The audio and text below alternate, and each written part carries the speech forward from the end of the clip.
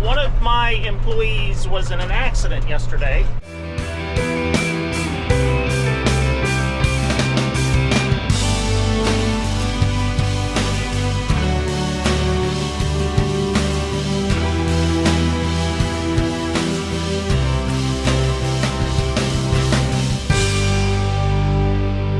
Oh, I thought that deer was going to cross in front of me, but it wants to come across here. But it's going back to the woods. Well, it's a chilly fall day. A little bit of breeze going here. Hopefully it's not too much to spread some fertilizer. I'm gonna give it a whirl. I've got a load of fertilizer on here that I'm gonna put on this wheat that we planted last week. We had about a ½ inch of rain, but it has dried out enough that we can drive over this without it making a mess. So let's do it.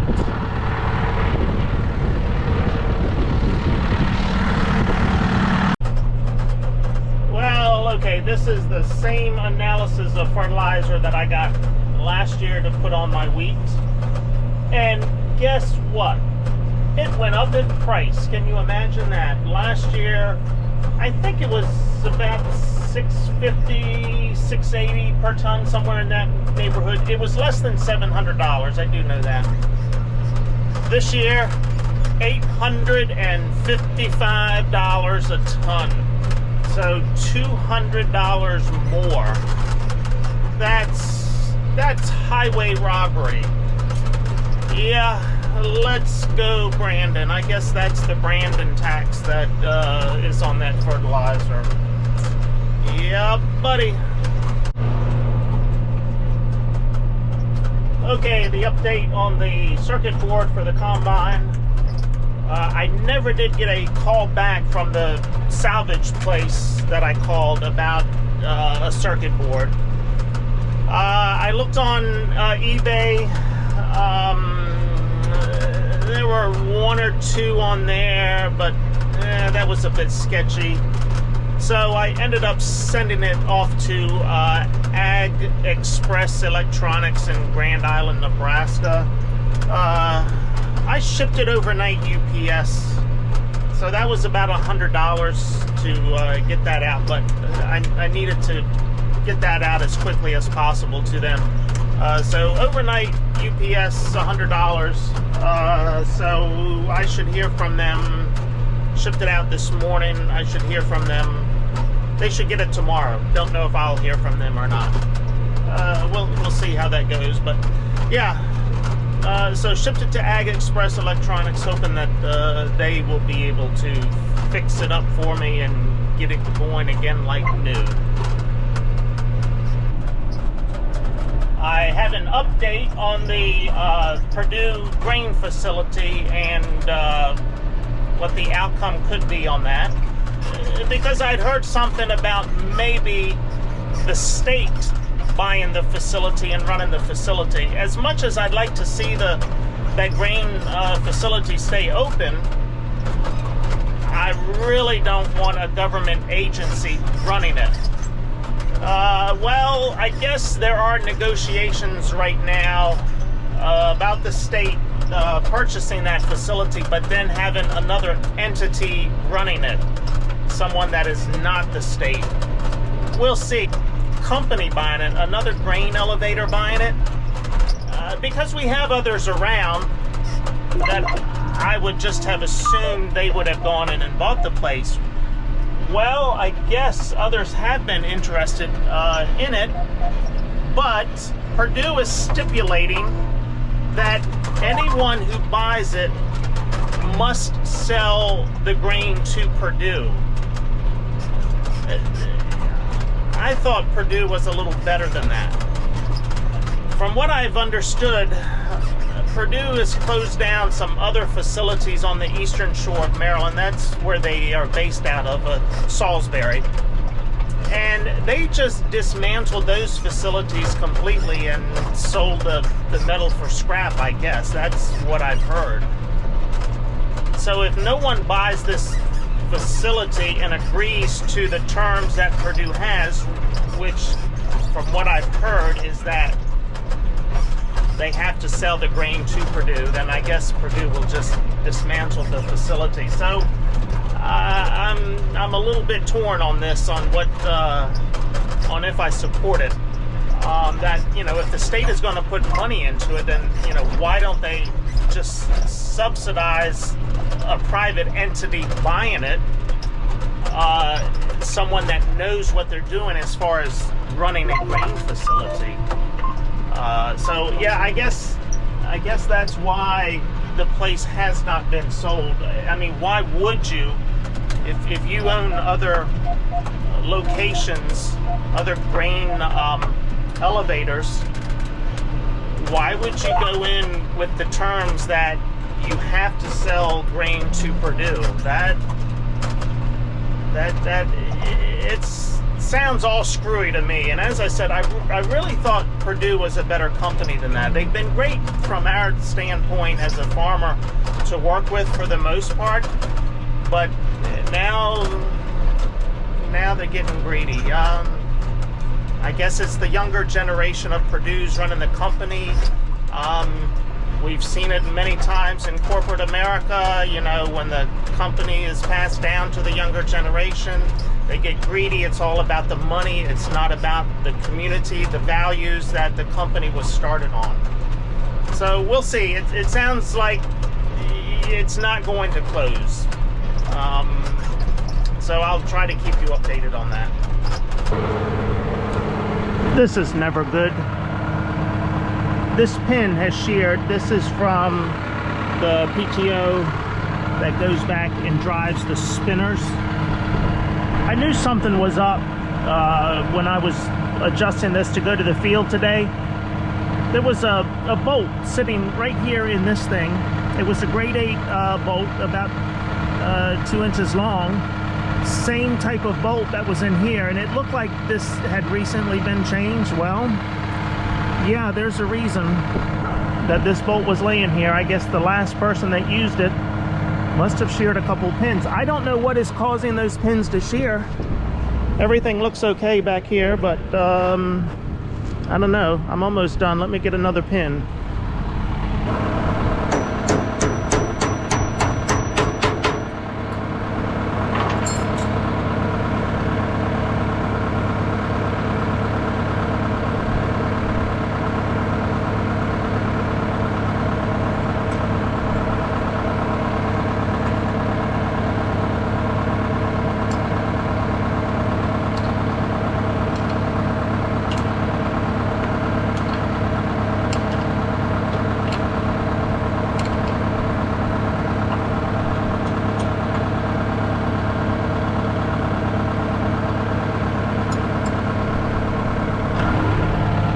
Well, I had a grade 8 bolt, just the right length to go in there. I only have one, so I'm gonna take a spare with me. This one is a little bit longer and it's not a grade 8, but hopefully that will hold it. Now, the one that was in here previously was just a little bit too long, so it was beaten up against there.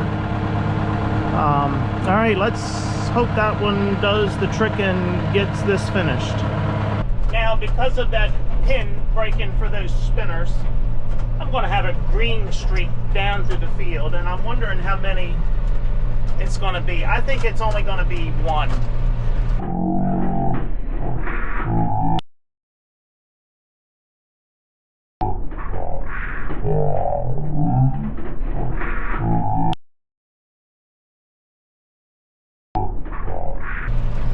I had been paying attention to that, and I could see the bolt, so I was trying to watch every time I turned around or keep an eye on the dust coming up behind the machine. But I got texting with somebody else and wasn't paying attention to that, so it's my own darn fault for the texting.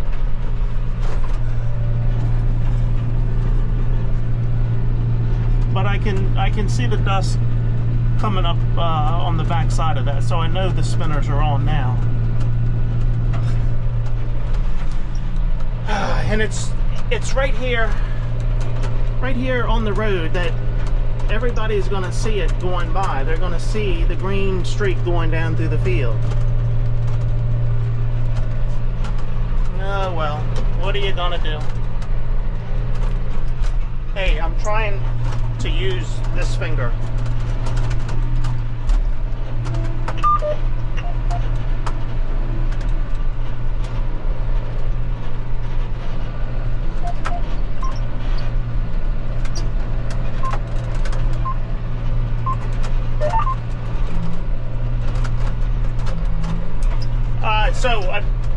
Something else I need to tell you. One of my employees was in an accident yesterday, in a car accident. It was a pretty bad accident. You know him as Survivor. Yes, Survivor was in an accident, and he survived. One of the funny things about this, if it's funny, one of the questions I ask in my interviews before I hire somebody, and it's just to get a feel for how, what the personality of the person is, what type of person they are. One of the questions I ask is, in the event of an accident, if you were to roll up on an accident, are you one that's going to stop and help, or are you just an onlooker, I guess? And most people say they're going to stop and help. My daughter and I, we're not going to stop and help because we don't like blood. We're going to pass out. We're going to be no use at the scene of an accident. So we're just going to ride by. Guess what I did yesterday for this accident? I rode by. I did not realize it was Survivor. When I came up on the accident, apparently this accident had just taken place less than a minute before I got there. So my only concern was, I need to get around this accident. I've got things to do. I've got to get to the bank before they close. I know the road is going to be shut down because I could see from the accident scene that it was a bad one. And so the police, fire, rescue, they had not gotten there yet. So my only purpose was to get through this scene, and there were already a couple of cars that had stopped on the side of the road. Well, as I'm going around, I didn't know it at the time that it was Survivor's car. I wasn't paying attention. I was paying attention to getting around to go on my merry way. As I'm going around, one of my other employees had stopped on the shoulder of the road, so I'm going between her and Survivor's car, and I see her getting out of her car, and I wave to her.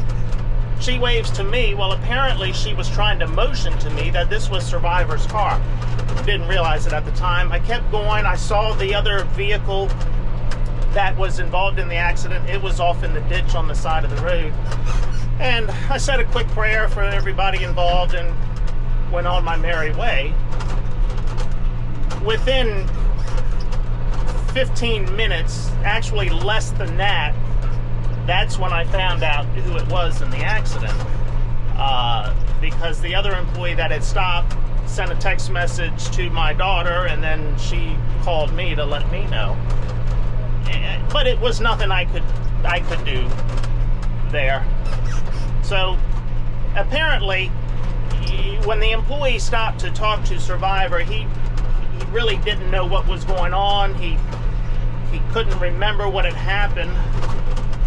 But at some point after the accident, he remembered me driving by him, which I think is pretty funny. Anyhow, sounds like he's going to be okay. He ended up with a broken collarbone. It could have been a whole lot worse than that, based on the vehicles that I saw. I'll try to post a link down below in the description of the story on that. It was on one of our local websites with a few pictures there. So I'll try to post that in the description below. But thank goodness he's okay. He was taken to the hospital. I'm sure he stayed overnight. I did send a text message to his father this morning asking how he was, and that's how I found out he had the broken collarbone. Apparently it was a clean break, so it should heal pretty quickly, and he'll be okay. So yeah, if I roll up on you and you're in an accident, I'm not stopping to help. There's nothing I can do. That's what we have the firefighters and EMTs for. And here's the other thing. the vehicle I described to my daughter that I saw there, everybody said, well, the other employee that stopped said, no, it was Survivor's car. I missed that completely. I had another picture of a vehicle in mind that I saw. Well, I confirmed today the picture of the vehicle that I had in my mind, it was actually there at the accident scene. It had stopped in front of Survivor's car. So that's the one that I was focusing on. I wasn't focusing on the other car. So it just goes to show you that eyewitnesses are no good in the court of law, because I would have bet my life that this other vehicle was involved in the accident, because that's what I remember seeing. So yeah, eyewitnesses are not good in court. I've heard that many times, and this was proof of that. Okay, I still see dust coming out of it, so those spinners are still going. I'm almost finished the field here.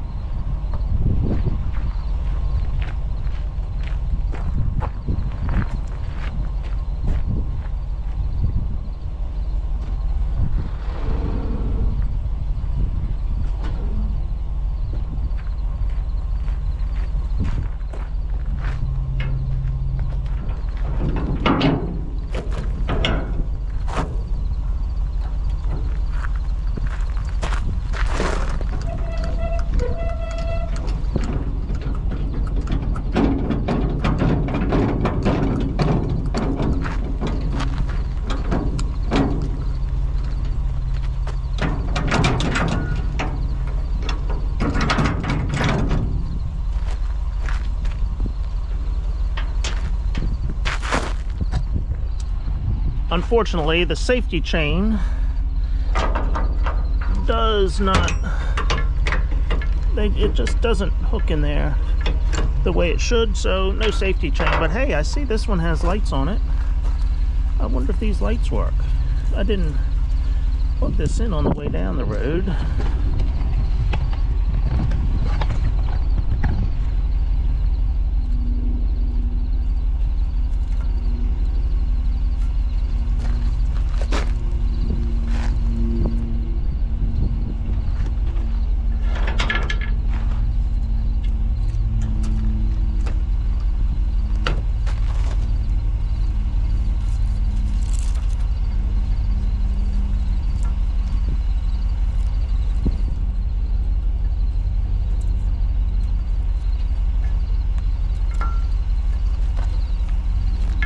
I'm not going through all that trouble for lights that probably don't work.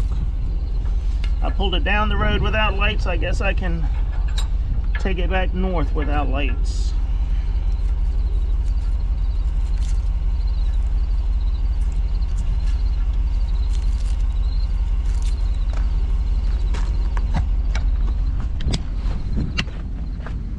All right, just another verification. The drive is off. Okay. Well, this was a pretty boring video, wasn't it? Oh well, that's all I had for you. All right, I'm taking this spreader back, and then I'm gonna say see ya.